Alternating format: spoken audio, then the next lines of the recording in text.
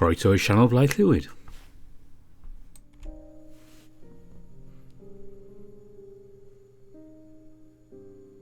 And we're back with Socially Awkward.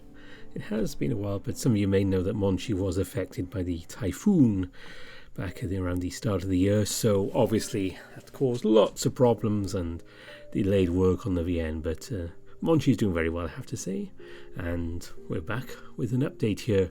This is on Tom's route.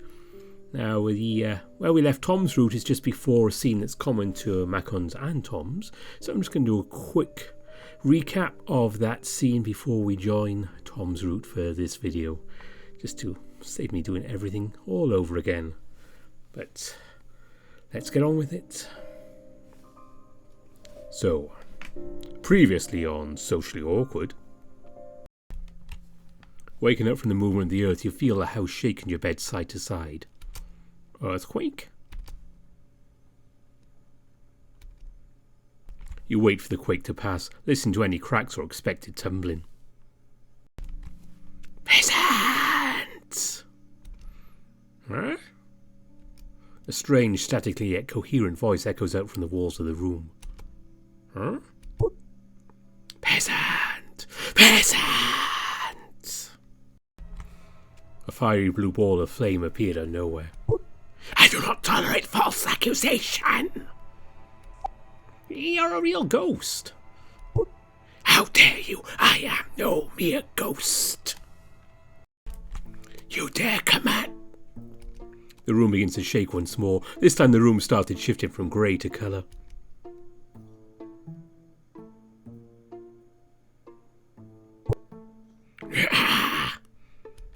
What's actually working?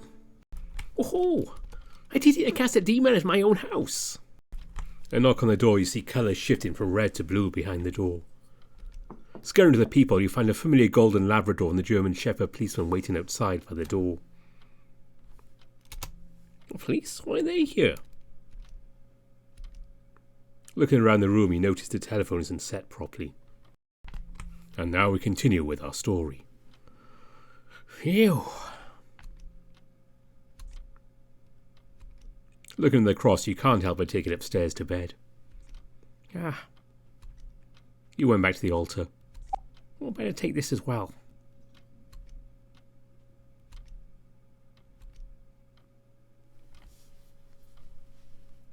Burning. The sensation of burning tickling your feet. The rattling creaking of burned wood and metal echoing all around you.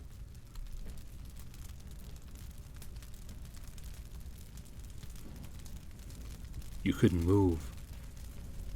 You couldn't even look away. Rather, you relish in the sight of burning buildings and people alike. Screams of agony and despair, cried out by men, women and children, screaming and cursing right underneath your feet. You take sweet pleasure from it, as if they sing your name in high praises. You felt a grin spreading across your face, a grin so wide and terrible that you fear a mirror would appear right in front of you. You want to stop, you want to cry, you want this nightmare to end. But you keep grinning and started to chuckle.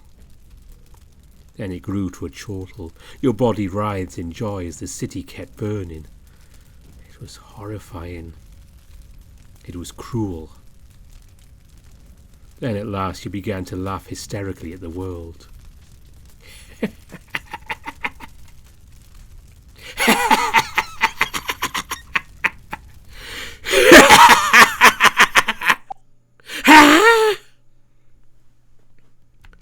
You gasp loudly, shaking the very room, feeling like your heart is about to explode.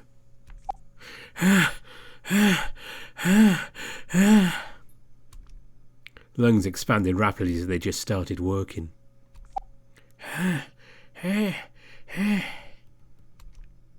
Lingering thoughts and feelings creeping at the edge of your mind. Horrible, detestable feelings.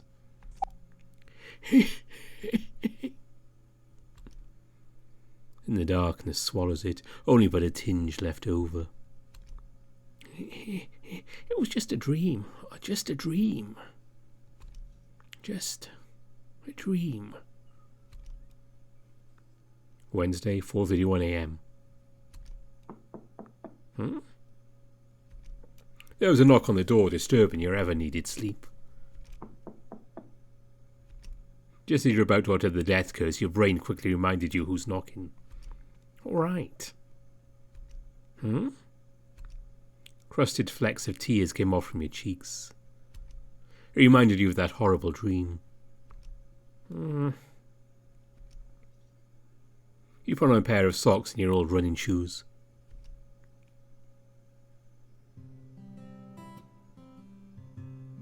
Opened the door, you saw a heave in line before pulling himself up to his usual confident self, albeit still out of breath and sweating profusely. Maccon just arrived by the gate, keeping himself at a steady, regular pace, unlike the lion who came before him. He gives you a wave while keeping his legs moving in place. Morning, Jace. His voice cracks. Morning. You don't look so good. Well, it's morning. Tom takes a look at the clock. It's close to 5. Did you play video games all night again? Really? Oh, darn. Oh, shoot. Should I have just said yes? I'm going to commit, but who am I going to blame?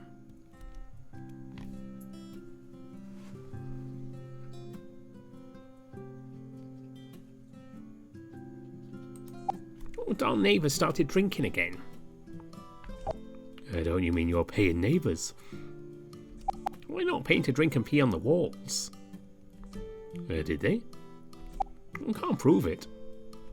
But I was thinking about asking my mom to install some CCTVs in each apartment. Normally I'd agree with extra security, but the reasoning behind it just makes it wrong and illegal. I'm not going to perv on them. Just making sure they don't pee on the wall. Don't be a creep. You feel bad lying to Tom. You can't really tell him that the ghost attacked you. Anyways. He cuts himself off as he takes a close look at your attire with mild distaste. You going in that? My shoes. You lift up a leg to show the worn out soles on your running shoes. No. But it's now on the list.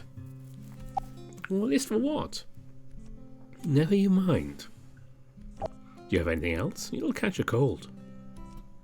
Well, they're comfy. It's 23 degrees outside. Just as foretold, the cold wind behind Tom flushes through your downy fur, making you bristle to its icy chill. I got nothing else beside my school clothes. Seriously? I only bought 5 pair of clothes with me. 2 are still in the dryer. I wasn't expecting to start jogging. Oh. Well. Tom places his hand behind his neck, looking up at the ceiling for an answer. After a while, he looks down in defeat. I guess you can't go today. He smiles through the sadness. You know he wants to spend more time with you. Well, let's just go. Once I get going, I'll probably start a tornado from how much heat I'll be making. You do turn into a mini furnace when you're playing. But still. Well, I don't know why you're so concerned. Just look at Maccon. You point at Maccon wearing a hoodie tank top. He's running around the sidewalk like a dog chasing his tail. Both of his arms have the same surface area as my whole body. Between you, me and him, you're the one overdressed. You're comparing a grape to a watermelon. Surface area. You place your hands together on your chest and spread them apart. Oh, seriously, I'm fine. And to make another point, I really don't want to stay here any longer. Oh, why is that? Oh, it's haunted. You jokingly admit.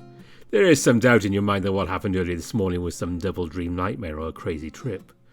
But that doubt immediately lost its integrity by the missing cross and the Bible from its altar, evident by the contrast of dust from where they once were. Fine, fine. Well, if you feel sick, you have to tell me, okay? You nod.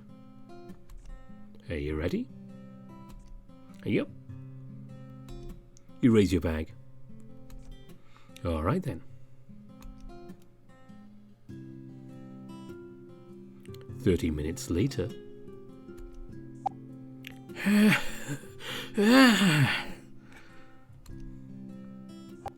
Oh, we're almost there. We were already there. And I told you to stay at the gym, but you insisted. I thought we were going out for ice cream. Clay said they were going for another round. And I'm pretty sure you said we were going for another round of ice cream. Yeah. You should take him to Miguel's again. He's been eating ice cream almost every day. He's going to get pudgy by the end of the semester. Pudgy.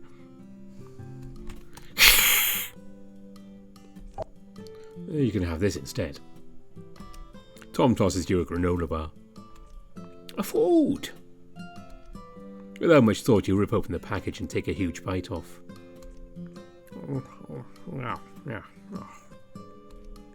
Between the soft, chewy caramel and the fine, dry oats, a burst of tangy sweetness overtakes the whole flavour.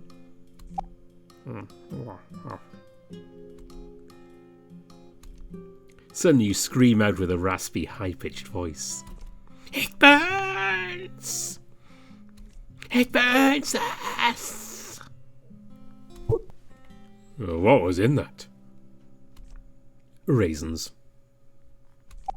It freezes us!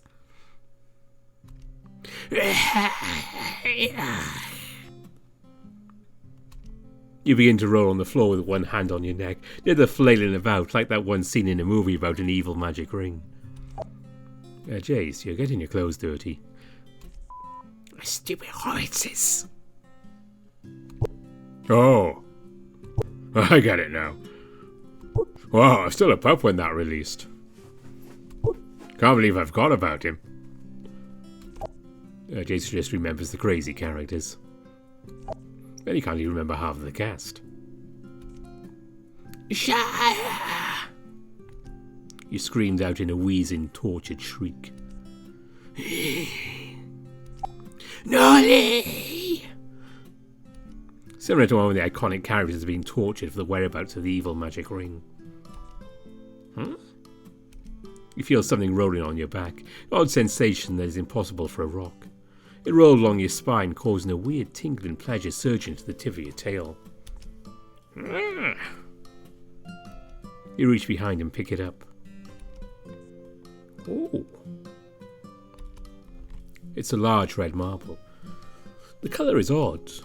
However, no light seems to pass through besides the reflection of its surface. Inside the marble is nothing but pitch dark red. It almost seems to be swirling around like liquid. My precious! Oh, what you got there? You scuttle off the floor in a tiring and freaky crab walk, turning your back to Tom as you marvel at the marble. My own, my love, my precious! After announcing your devoted love to the precious, the hand of a very muscular, tall, handsome lion hobbit takes the precious away. Precious! Precious! You're acting crazy for a marble. Give us the precious! You intentionally limit your height by bending your legs lower and started hopping like a frog, reaching for the precious. Tom follows along the dumb antics and keeps the marble at eye level.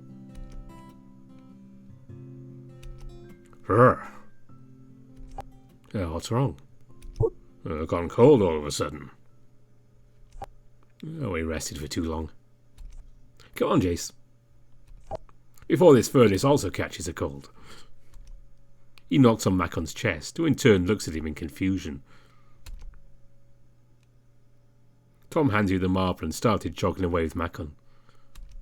You pocket the marble after one last glance at its reddish sheen.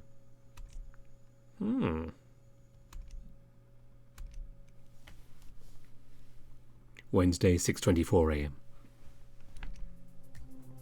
At the gym, Tom and Maccon are already starting out on their next course of muscle torture. You take your time resting on the bench while marvelling at the men. Particularly to a red-maned lion. He starts off hunched forward with a bell-shaped weight in front, his back horizontally straight with his legs slightly bent, arms forward, forming almost a perfect T, his ass stretching the already loose fabric to contour to his well-toned butt. As you're about to tilt your body for a better view, he begins to pull the weight between his legs, pulling it up with a mighty pelvic thrust, swinging the weight forward along his impressive pack. Oh. Tom repeats this 12 times with your eyes glued to his weights between his legs.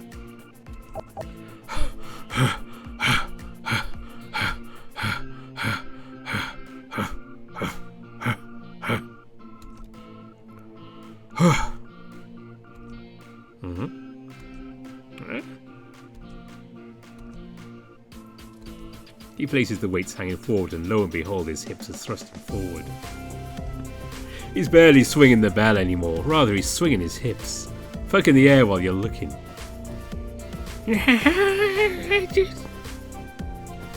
Is he teasing me? A second look at Tom's wavy eyebrows says yes. He is. Must resist committing public indecency. Then he chuckles. That made you confused and conjure up a head of John. Remembering the times he teased you with a pool noodle attached to his junk, then furiously masturbating it. The time he mooned you during the night on a camping trip, saying the were-deer is coming. And the time he grabbed your ass for prostate cancer. Tom never did anything remotely similar to that. This, however, is his first. You can be sure if he was playing just like his brother, so you end up putting up your wall and waited for his reaction. Then he shoots you with a wink. Yeah. He continues on for the next set, looking more energetic than ever. You spend the rest of your time doing light workouts. There's a lingering scent of chlorine with a mix of household sweet-scented deodorizer as you enter the lockers.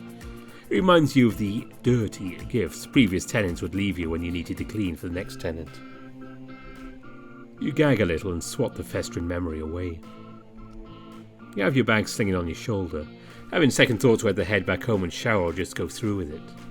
You did bring your clothes for this, it'd be a wasted opportunity.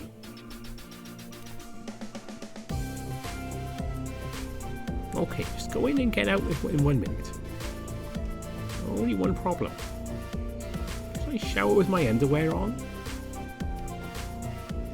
Yeah. You shrug and take your clothes off. It's go time.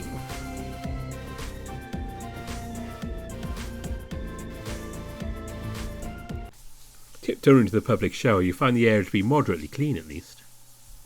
You place your towel and amenities hang on one of the hooks.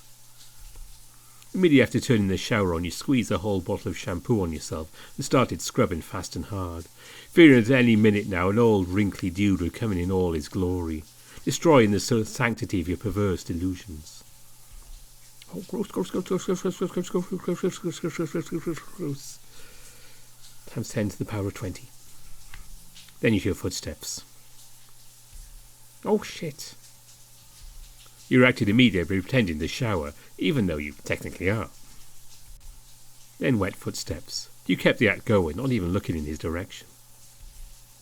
Your heart begins to pound as a mix of questions, emotions, and downright perversion stews together in your mind. The stranger doesn't seem to mind your presence and started showering one shower head away. I dropped the soap in his direction. No, too corny. I want to peep so bad.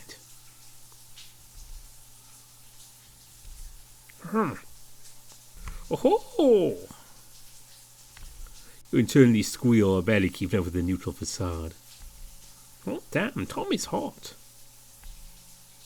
A sense of pride and ownership wells up in your chest as you nod to yourself. You realise there's a certain small lion lurking around within your subconscious. Oh God, I'm turning into John. Yeah. Forgoing any warnings, you started checking on Tom's body. Those large, strong, padded feet.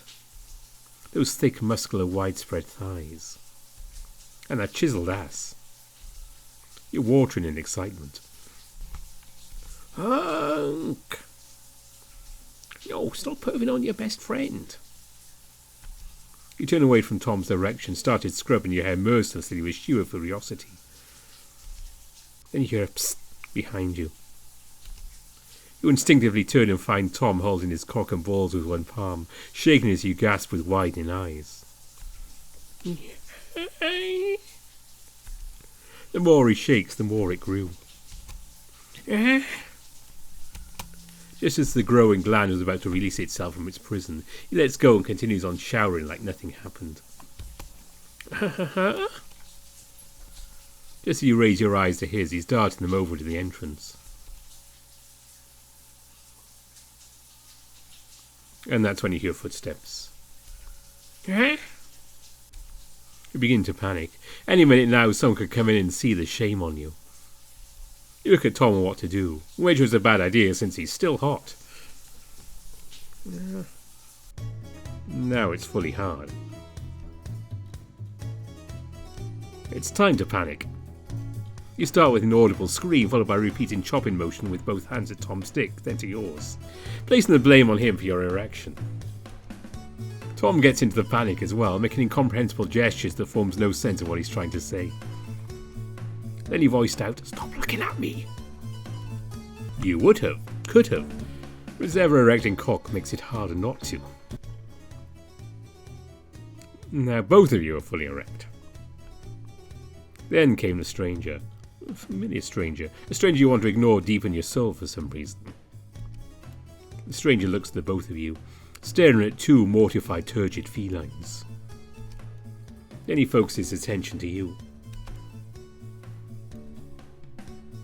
So, you finally got the balls to face me. Eh? What's he mean by that? Is he talking about my balls? It's time to settle the score. Tia, what are you doing? The lion placed himself between you and the scary tiger with a 7-inch dagger. A shower, duh. But now he's here, I can finally settle the score. Tia, we've talked about this. Oh, shut it, Nully.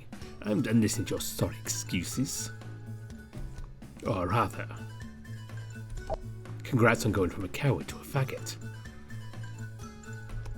Tia folds his arms close to his chest, standing on his toes to become taller and more intimidating than Tom.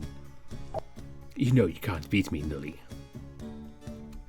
The tiger puffs his chest, making himself look big. Mine's bigger. The puffy tiger takes off his towel and reveals his weapon. A weapon of 8.5 inches. Tom is outmatched, so is the amount of offsprings carried by that large sack. Tom backs away, being pushed back from its sheer size. Or just trying to avoid touching it. What's going on in here? A giant came, eyes on him. Or rather on his soft dick resting on his fuzzy balls. Tia smirks, already thinking he won. Tom just shakes his head and looks away towards you. You, on the other hand, felt disappointed. Oh. The giant clicks his tongue, looking down frustrated with the situation. You guys, I don't know how to say this. Oh no, are we going to get kicked out? You guys suck. You know I'm up for a sausage party. Now both felines back away via sheer massive 10-inch power. It's huge. Who's first? Barked the large wolf, laughing and waving his tool around. I'm done. Come on, Jace. He grabs his towel with one hand and your hand with the other, pulling you out as you grab your towel. Oh, wait! The tiger halts the giant. I have to be sure. I'll go right ahead. Just as you leave, the tiger knelt down, placing his eyes at cock level. No, I'm going to miss the best part.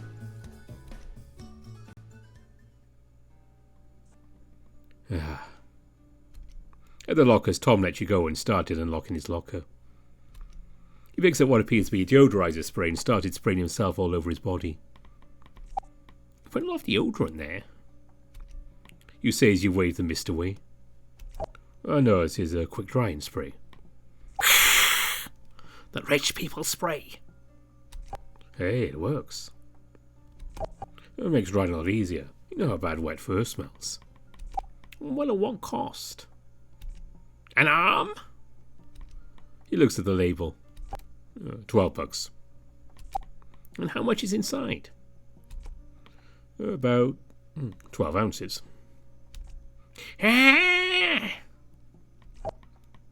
Don't hiss it till you try it. He aims to spray your hair and gives you a quick spurt. And a bit of a comb here. He digs out a heavy-duty comb and starts brushing your hair. There.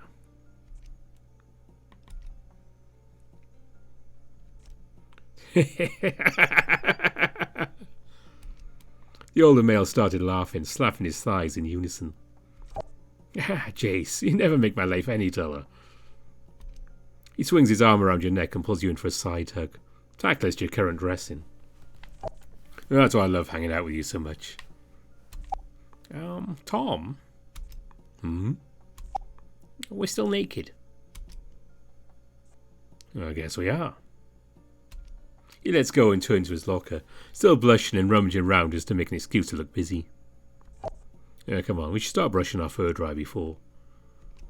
He eyes the entrance towards the showers. They finish whatever they're doing inside. Your ears immediately swing to the showers, trying to listen to a specific fleshy sound you always dreamed of hearing in real life. Nothing but the sound of splashing water, unfortunately.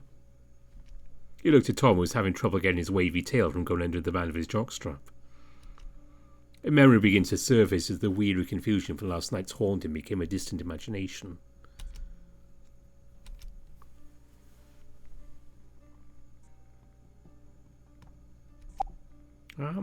Tom?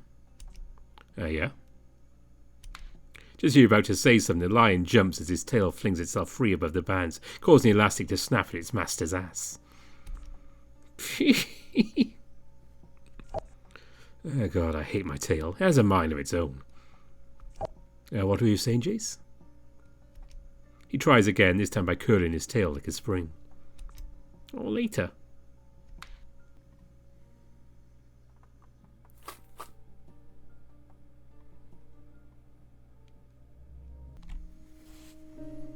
And that's it for Socially Awkward for now. So you may think it's a little short, but given what Monchi's been going through the past couple of months, it's quite understandable. I hope you enjoyed it anyway. I certainly did. So as I wrap things up here, and we have March Madness coming up in just about an hour from when I'm recording this. So of course by the time this comes out and you can watch it, you'll know who's been in the final fur. But I don't know yet, so I'm looking forward to that. And speaking of March Madness and hot stuff like that, don't forget you can go to Monchi's page on itch.io and you can see the full uncensored scene in the shower. I'm not going to call it the shower scene because that makes me think of Psycho, and that's not a good thing for Socially Awkward. Oh God, there's violins playing now. Anyway, that is something you can do if you want to see those. I can't show it on YouTube unfortunately, but you'll appreciate it, I'm sure. Before I wrap things up completely, as always, thanks to my donors on Ko-fi and Patreon. A special mention to Burnt Toast, Kartek, Cobus Visser, Besuksu, Lark Huskerton, Bastian, Brian Hall, Gunnar Muller, Tiger Cub, Ida Corval, Nubis Silverwind, Brandon Bradford, Dissonance, Bopot, Grizz, Spiderling, Kobe, Sindri Dragawolf, Marcus, Evan King, and Monolay. And of course, special thanks for this video to Monchi for doing all this stuff. So until tomorrow, when I will be actually recording Password. Things got in the way this past week, so things got delayed. With that, we will be returning to Hammered Manor. It's going to be a double video weekend for a change, so look out for Password tomorrow or possibly Monday, depends on when you're listening to this and what time zone you're in, and all kind of fun annoying stuff like that. It'll be sometime anyway, before long, trust me. So that's it for now, before I get totally lost in these time zones. Bye for now.